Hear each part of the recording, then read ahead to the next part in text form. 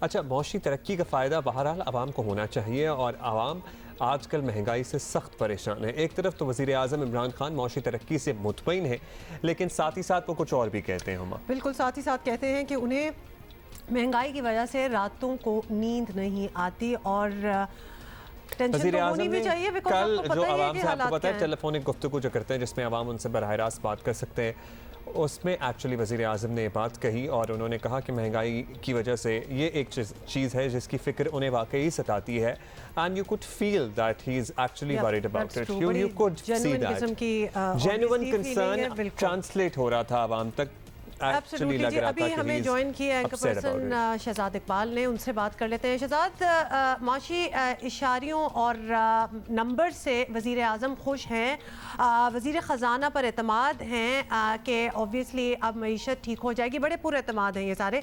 आपके साथ इंटरव्यू में भी यही तासुर दिया गया था, तो आने वाला बजट अब माशी के साथ साथ सियासी तौर पर भी बड़ा अहम है, तो हुकूमत को आवाम को माशी फ़वाइद पहुँचाना ऑब्वियसली पड़ेगा भी और दिखाना भी पड़ेगा कि ये कर रहे हैं। तो क्या हुकूमत इस तरफ कुछ कर रही है या कोई उन्होंने प्लानिंग की है? अभी टैक्सेस का कोई जोर रहेगा, क्या सोचा है?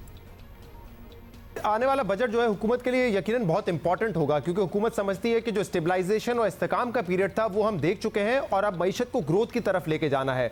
नए फाइनेंस मिनिस्टर शौकत तरीन का भी यही विजन है। वो समझते हैं कि पाकिस्तान जैसे मुल्क को 6-7% से ग्रो करना होगा, तभी इसके फ़वाइद आवाम तक पहुँचेंगे। और वो कह रहे हैं कि इस बजट में हमने जो एक्सपेंडिचर है वो ज़्यादा करना है, डेवलपमेंट एक्सपेंडिचर को बढ़ाना है, हमने अपने टैक्सेस को बढ़ाना है और साथ साथ वो ये भी कह रहे हैं कि जो प्राइवेट सेक्टर है उसका भी अब जो उसकी परफॉर्मेंस बेहतर होगी, क्योंकि इंटरेस्ट रेट कम है, इन्वेस्टमेंट आ रही है।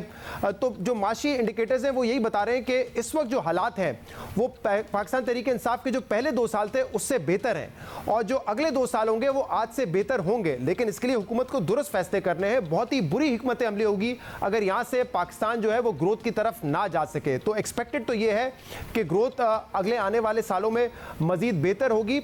लेकिन जो हुकूमत को सबसे बड़ा चैलेंज है वो है अफराते ज़र का, इन्फ्लेशन का। यानी कि अगर आप ग्रोथ दिखाएं लेकिन इसके बावजूद ग्रोथ से ज़्यादा इन्फ्लेशन होगी तो एक आम आदमी की जो इनकम है उस पर बड़ा मनफी असर इसका पड़ता है। तो ये हुकूमत को देखना है कि चाहे वो सप्लाई साइड इन्फ्लेशन हो या डिमांड की वजह से जो भी महंगाई हो रही हो उसको कैसे कंट्रोल किया जाए, ये सबसे बड़ा चैलेंज होगा। शहजाद, सियासी पहलू अगर हम बजट का दोबारा डिस्कस करें, सियासी पहलू ये भी है कि इस बजट की मंजूरी के लिए अपोजिशन का कुछ साथ भी चाहिए, जिसके लिए अपोजिशन फ़िलहाल तो राज़ी नहीं नज़र आती। तो क्या हुकूमत इस मसले को संजीदा ले रही है? क्या कोई राब्ते शुरू किए गए?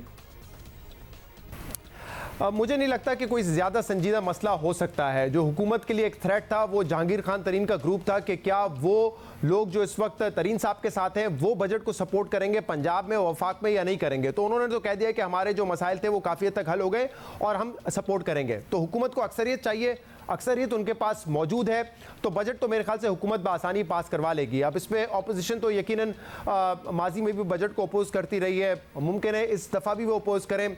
जो अच्छे उनके पॉइंट्स हैं उसको तो यकीनन बजट में शामिल करना चाहिए, लेकिन अदरवाइज़ जहाँ तक बजट पास करवाने की बात है मेरे ख्याल से मुश्किल नहीं होनी चाहिए। और एक चीज़ जो तब्दीली हम देख रहे हैं इमरान खान साहब उनकी टीम में आई है कि कम से कम अब फोकस इस बात पर है कि वो मईशत के हवाले से बात करते हैं, गवर्नेंस के हवाले से बात कर रहे हैं, इफ्तिताह करते हैं मुख्तलिफ प्रोजेक्ट्स का।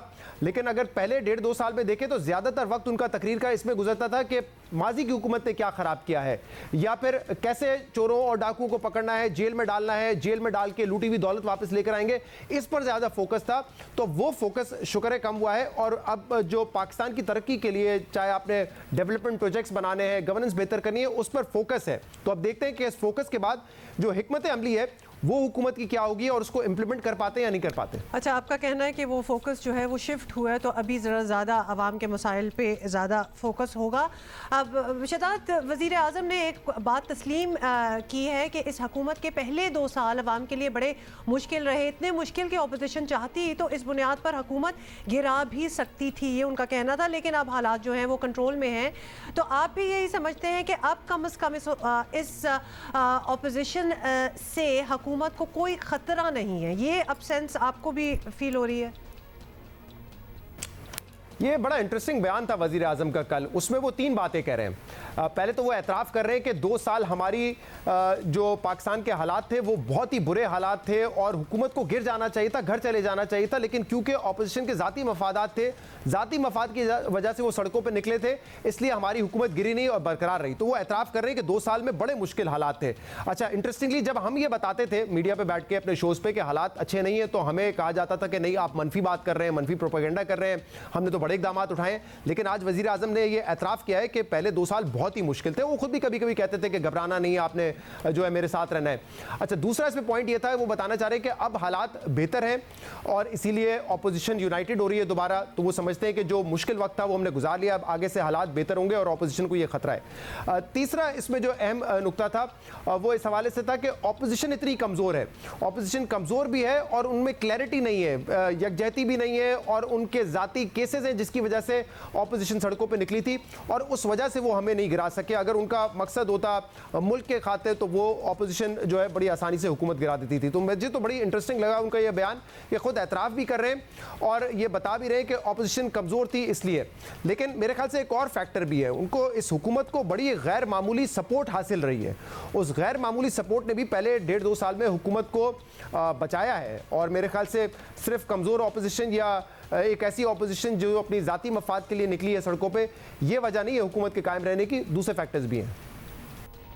Thank you Shahzad, thank you for giving your time.